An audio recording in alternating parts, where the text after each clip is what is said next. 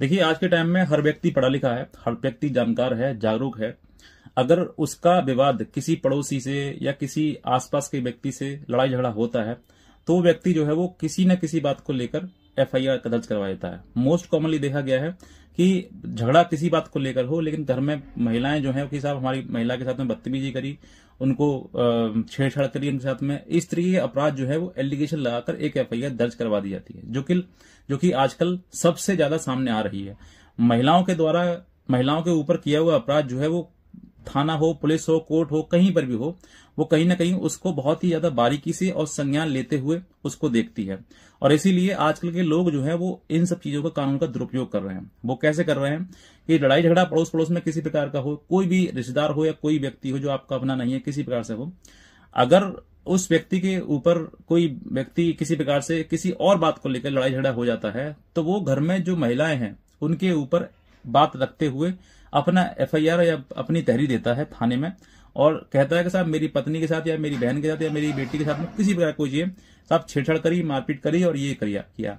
ऐसे समय पर क्या है, पुलिस फटाफट उसमें एक्शन में आती है और एफआईआर दर्ज करवा देती है।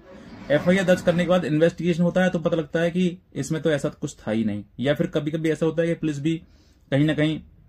और उसको भी दोषी बना लिया जाता है। पुलिस के ऊपर भी दोष रख दिया जाता है कि भाई आरोप लगा दिया कि इसने दूसरे पक्ष से शादी पैसा ले लिए हैं और इसीलिए उसने जो है एफआईआर दर्ज कर दी है। तो ऐसी परिस्थिति में देखिए, आपको ये पता है कि एफआईआर झूठी है और एफआईआर कहीं ना कहीं फरेब के द्वारा या फिर कहीं ना कहीं कुछ घुमा फिराकर बातों को चढ़ाकर बताया गया है एफआईआर में, और एफआईआर में जैसी घटना है वैसी घटना नहीं है। तो फिर ऐसी परिस्थिति में आपके लिए उस एफआईआर में जो भी एलिगेशन लगाए हैं आपके और आपको पता है कंफर्म ये झूठा है,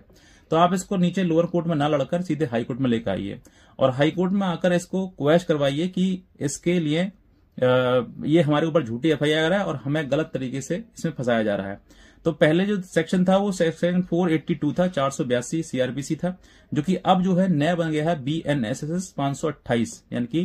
482 था वो सेम टू सेम 528 बन गया है नई कानून के तहत। तो उसी के तहत में जो है आप एक रेट फाइल करवाएंगे क्वेश्चन के लिए कि मेरी जो एफआईआर है जो मेरे खिलाफ है, अगर उसमें आपके पास कोई एविडेंस है कि भाई ऐसा नहीं था ऐसा था, तो आप उस एविडेंस को लगाकर